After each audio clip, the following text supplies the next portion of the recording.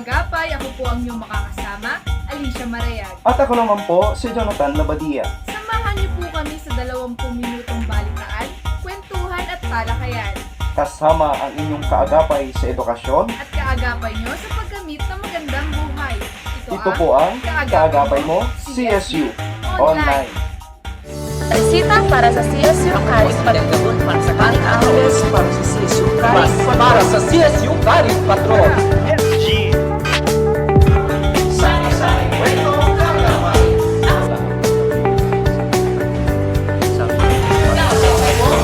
CSU Online. Bida, CSU Balita, Kaagapay sa Ibas, ang inyong kaagapay Isa sa na namang dalawang makapulong kaagapay. talakayan dito lamang sa kasabay mo sa pagkamit ng magandang buhay. Ito ang kaagapay mo, Agapay mo?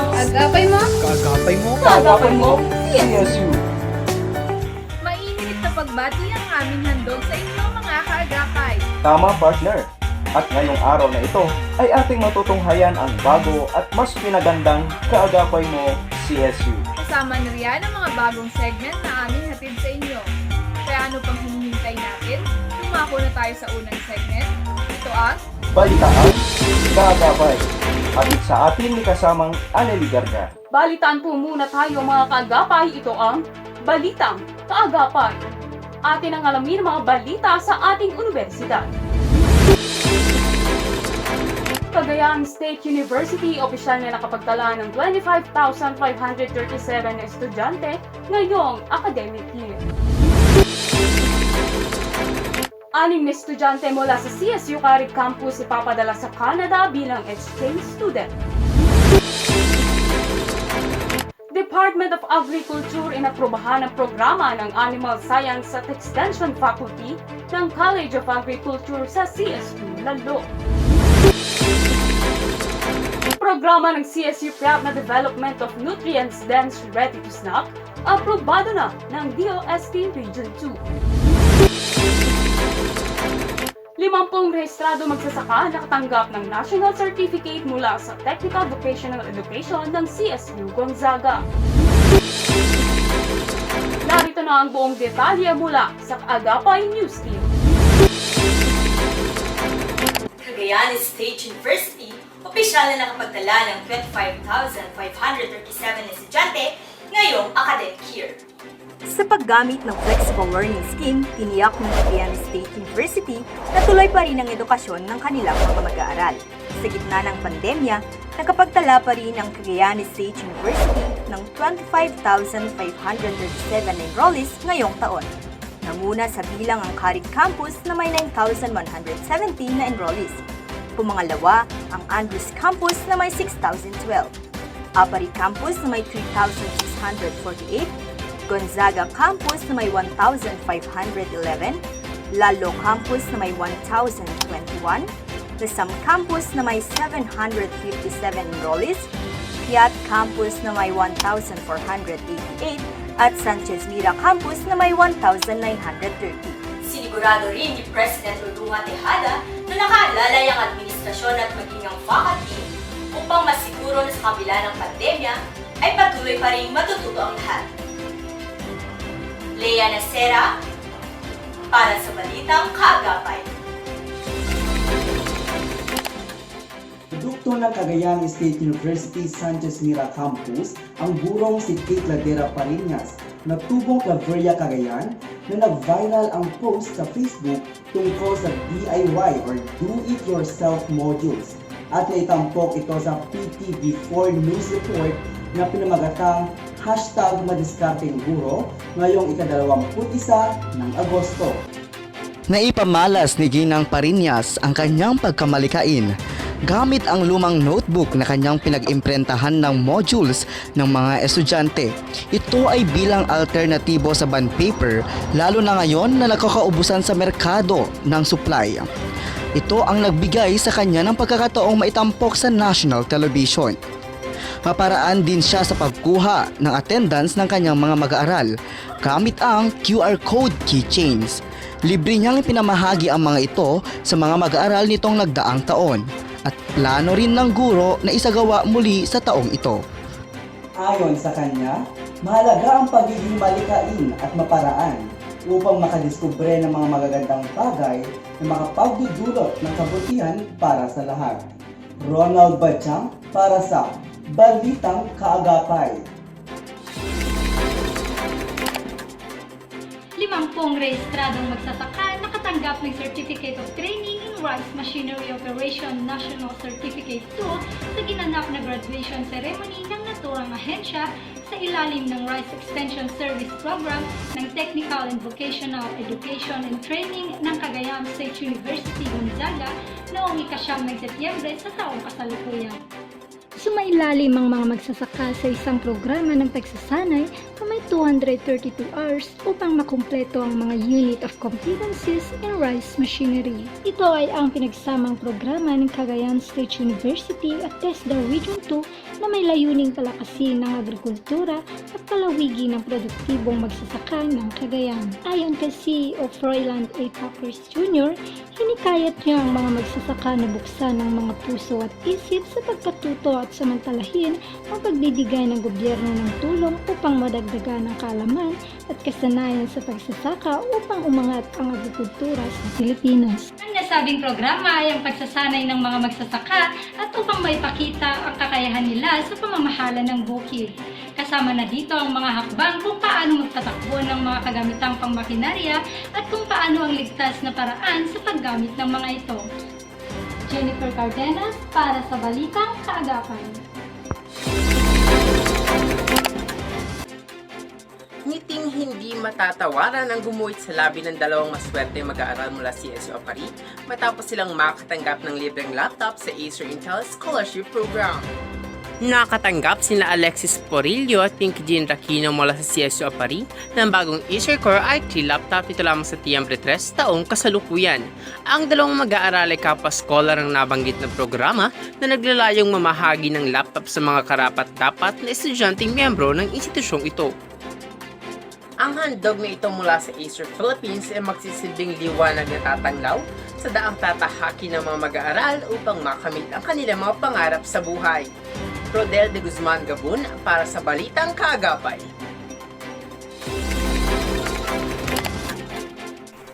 Sa pangunguna ng Animal Science at Extension Faculty ng College of Agriculture ng Cagayan State University, Lalo Campus, ang mga miyembro ng Ilocano, Ibanag, Kalinga, Tagta ay nagkaroon ng pag-asa upang malabanan ang epekto ng COVID-19.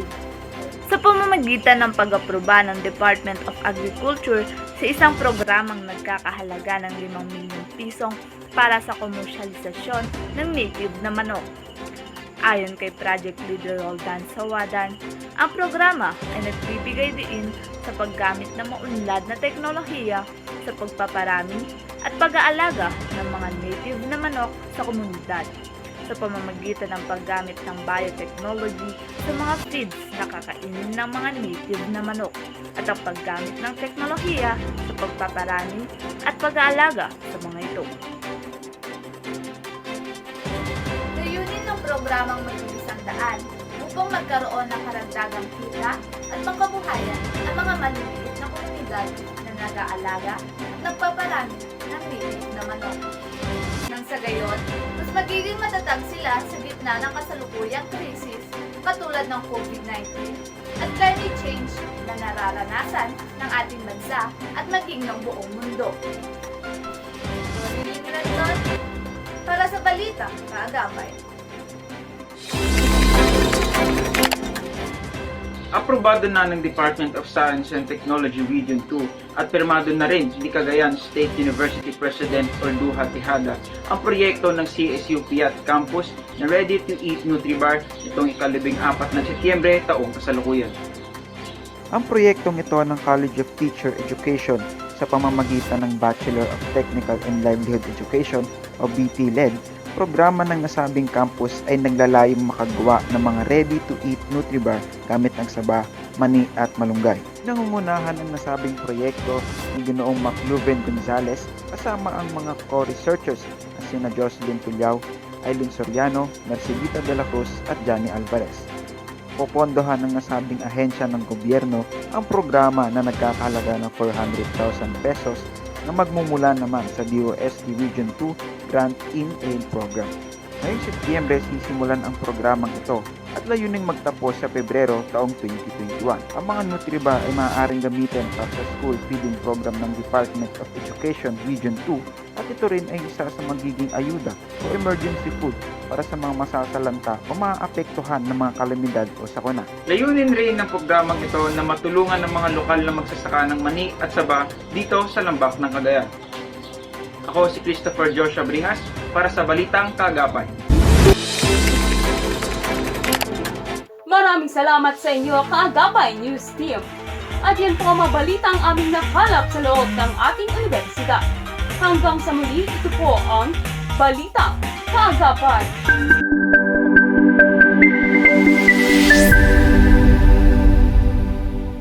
Ngayon naman mga kaagapay, atin namang alamin ang mga nakakaantig na istorya ng ating mga kapwa ka-CSU1.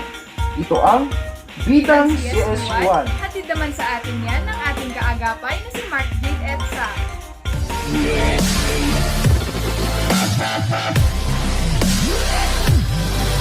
Ang bawat isa sa atin ay may kanya-kanyang kwento.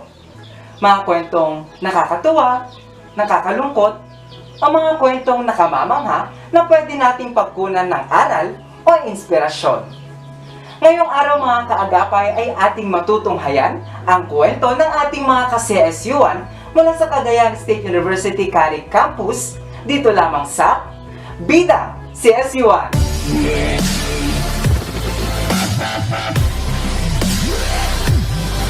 Anim na mga mag-aaral mula sa Caric Campus ang napili na ipapadala sa Canadian ASEAN Scholarship and Educational Exchanges for Development o SEED sa pagitan ng Cagayan State University at St. Mary's University sa Halifax, Nova Scotia, Canada. Ang anim na maswerteng mag-aaral na ito ay sina Antonio Rigor Jr., Romar Palataw na parehong mula sa College of Public Administration, Giancarlo Mampusti mula sa College of Engineering, Lawrence Cortez na mula naman sa College of Information and Computing Sciences, at sina Marjorie Balsita at Jaya May Ramos na mula sa College of Arts and Sciences. At ilan nga sa kanila ay nakapahayag ng aming team. Sabay-sabay nating pakinggan ang kanilang mga naging reaksyon.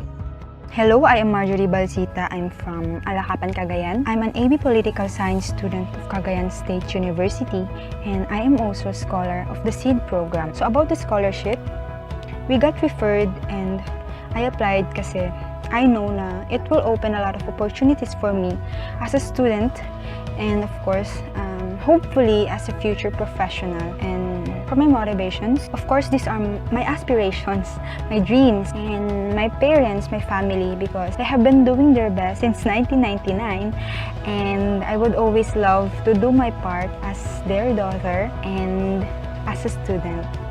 Initially, I am not aware that there is this so-called Canada ASEAN Scholarships and Educational Exchanges for Development or SEED program. But luckily, I was referred by one of my professors to our dean in the College of Arts and Sciences. So after the referral, I gladly took my time to comply with the application requirements because it would be a fool of me to ignore and just drop such an extraordinary and rare opportunity. It is indeed an academic reverie to have a chance to study in a chief country for quality education. Aside from that, I am not there for my personal goals only. I'm not into that scholarship for my personal edge, for my personal interest. I will be there for my family, for Cagayan State University, and for all Filipinos who are ever resilient amidst the challenges of life. I am more than passionate to take part in the remarkable milestone of realizing development and sustainability. Sa kabilang banda naman, si Lawrence Cortez ay ibinahagi ang kwento kung paano niya nakuha ang scholarship. Hindi ko naman alam yung about dun sa scholarship na yun kung hindi ako sinuggest ng program chair namin, which is Ma'am Lara May Balisi. Gumawa kasi ako ng app na para sa mga student and yung mga may pa-boarding ako kung saan yung mga may magpapaboarding is pwede nilang ilagay doon yung boarding house nila, and yung student pwede silang maghanap ng mga boarding house doon para mabawasan sana yung hassle ng paghahanap ng boarding house. Pinablish ko kasi siya nung January, so nasa Play Store siya hanggang ngayon.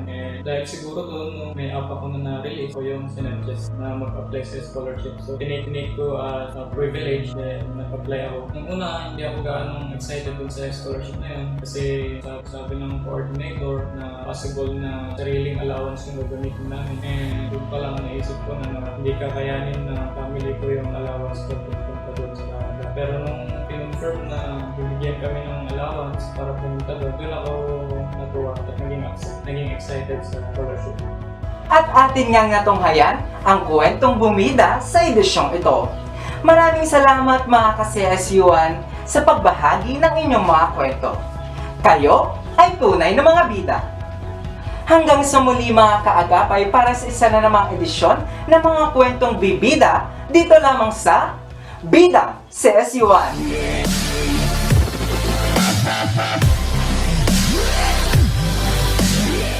Talaga namang kamangha-mangha ang dedikasyon ng ating mga ka-CSUan. Kaya mga kaagapay, kung meron kayong mga kwentong nakakaantig o di kayo magbibigay inspirasyon sa ating mga ka-CSUan, maaari nyo itong ilapit sa aming Facebook page na makikita sa inyong mga screen. Tama ka dyan, partner. At ngayon naman ay ating tunghayan ang segment kung saan magbibigay sa atin ng dagdag kaalaman. Ito ang Gabay Kaagapay.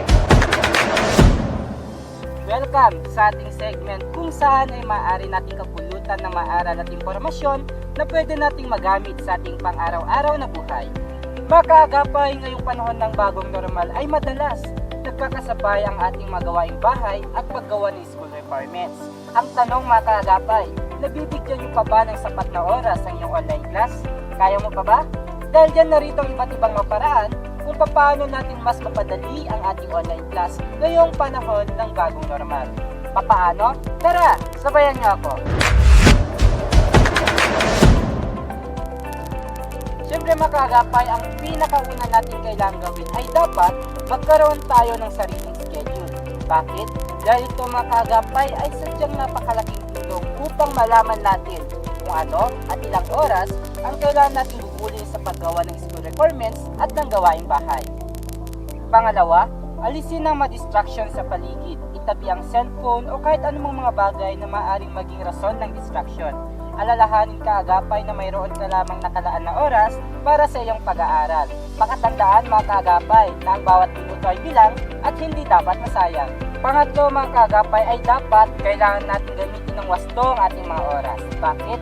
Dahil mga kaagapay, ang pagiging matalino sa paggamit ng oras ay sadyang napakahalaga.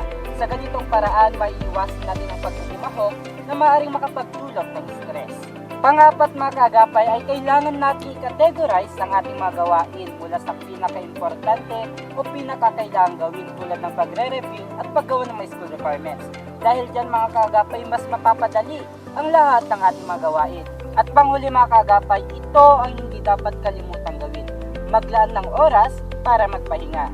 Matapos gawin ang lahat ng mga set activities, isama na syempre ang nakakapagod na gawaing bahay ay umupo at mag-relax at di naman kaya ay pwede ring makinig ng musika habang nakahilata. At dito mga kaagapay ay pagplanuhan muli kung ano-ano ang masusunod na hakbang para bukas.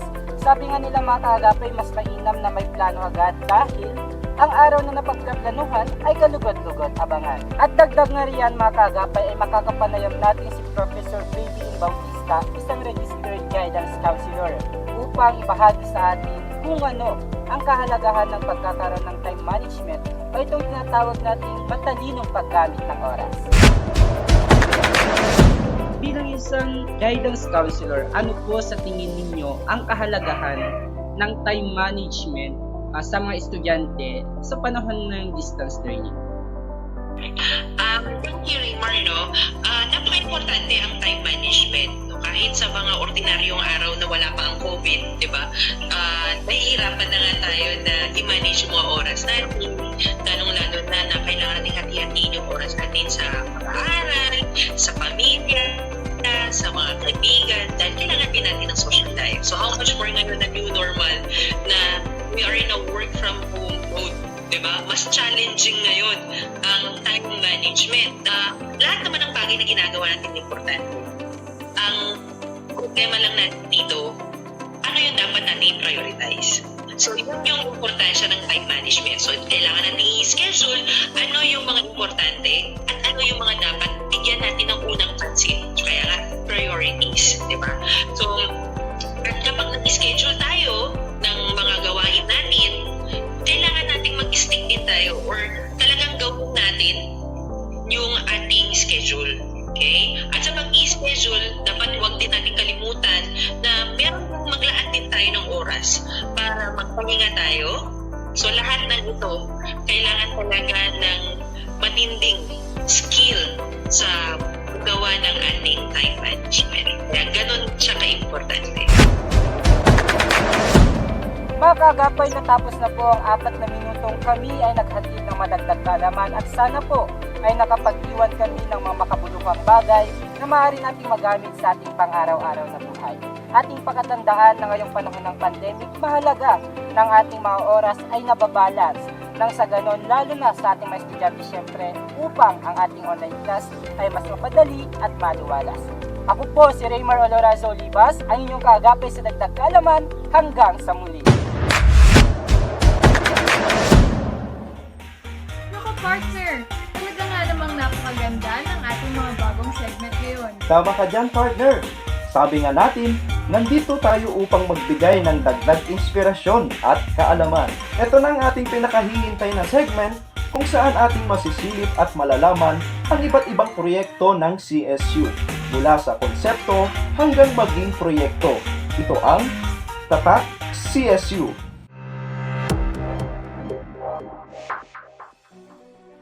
Competence, social responsibility, and unifying presence. Mga salitang naglalarawan sa serbisyo at adhikain ng Cagayan State University. At sa bahagi ng programang ito, ay atin namang ibibida at tatalakayin ang mga natatanging ideya at konsepto na siyang magiging balangkas ng pag-asa ng bawat CSU-an. Ito ang Tatak CSU. Sa pagbubukas ng bagong akademikong taon, panibagong aral at panibagong pagsubok ang ating haharapin sa new normal na dulot ng pandemyang kinakaharap ng ating bansa maging ng buong mundo. Dulot nito ang malaking pagbabago sa ating pamamaraan ng pagkatuto. Mula sa tradisyonal na pagpasok natin sa mga silid, tayo ngayon ay nag-aaral sa sarili-sarili nating tahanan. Ang distance learning method na ating nararanasan ngayon ay inuobliga ang mga estudyante na matuto sa kani-kanilang sariling pamamaraan. Dahil dito, ang administrasyon ng Cagayan State University ay nakagawa ng bagong konsepto upang matugunan ang responsibilidad ng mga guro at estudyante sa akademikong taon na ito, ang CSU Flexible Learning System. Sa bagong learning management system na ito, ang CSU Lens o Learning Environment Network System ang siyang gagabay upang matugunan ang ating akademikong pangangailangan. Nahahati ito sa 3 pamamaraan ng pagkatuto, kaugnay sa kagustuhan ng mga estudyante. Nariyan ang online, kung saan nakapaloob ang mga lectures, modules, activities na kailangang punan ng mga estudyante sa pamamagitan ng internet.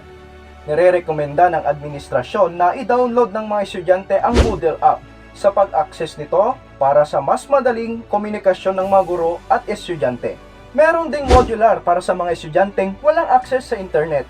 Ipapadala ang mga module sa kani-kanilang lugar at meron lamang takdang oras sa pagpasa sa mga ito. At ang huli ang face-to-face, ngunit para lamang sa ilang estudyante na may klaseng laboratorio, kagaya lamang ng kursong medicine at engineering at iba pang board courses. Limitado lamang sa 5 ang maaring mag face-to-face classes at istriktong pagsunod sa mga protocols bigay ng Interagency Task Force ay siyang ipatutupad. This has been studied very carefully by our experts, not only in information technology, experts in distance learning also. We have sought their advice. All right, we have hired a new director for distance learning, that is Dr. Jijed Tong. Matagal niya nang ginagamit ito. So the administration through the leadership of our president is doing everything to make sure na despite the fact na walang face-to-face learning, the CSU, the Cagayan State University, can still deliver its mandate to provide quality tertiary education to its students. Right? No amount of pandemic can stop us in doing it. Ginagawa lahat ng Cagayan State University ang paraan para matulungan natin ang ating mga estudyante sa panahong ito na may pandemya. Mahirap gawin, ngunit ang Cagayan State University ay kaisa ng mga faculty, mga support staff, mga local government units. Ganun din ang ating mga kapartner, like local government agencies and regional line agencies. Para sa ganun, walang mapag-iiwanan.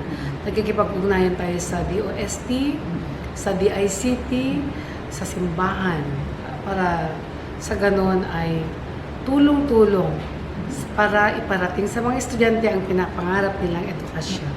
Alam ko, nahihirapan tayong mag-adjust dahil wala ni isa sa atin ay umasa na may ganitong mangyayari. Ngunit sa pamamaraan ng ating pagtutulungan ay ma-address natin lahat ang ating mga suliranin para lang sa ganon tulong-tulong tayo na isolve ang ating mga problema. Hindi tayo handa, ngunit kung bawat problema ay i-address natin or pansinin natin, bigyan ng solusyon, pasaan ba tayo at makakamtan din natin lahat ang mga strategies para sa ganun makatulong ng tuloy-tuloy sa ating estudyante at sa ating komunidad. Tunay nga na ang mga bagong ideya at konsepto ng ating universidad ay siyang magiging instrumento ng pag-unlad at pag-asa ng bawat CSU1.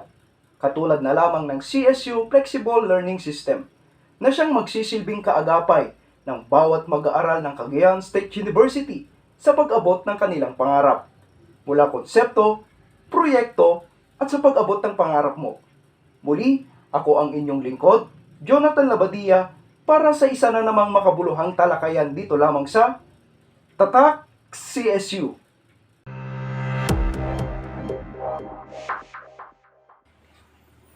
At mga kaagapay, dyan na po nagtatapos ang ating programa para sa episode na ito. Sana po ay napangiti kayo ng aming mga masasaya, nakakaantig na kwento at balitaan.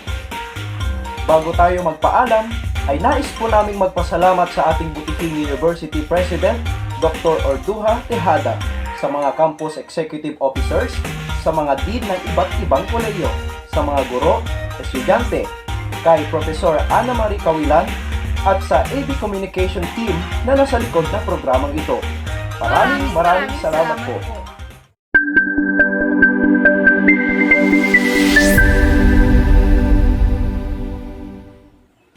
Mga kaagapay, muli tayong magkaibigan, magkwentuhan at magbalitaan sa susunod na episode ng ating Kaagapay Mo sa Edukasyon. Kaagapay mo sa pagkamit ng magandang buhay.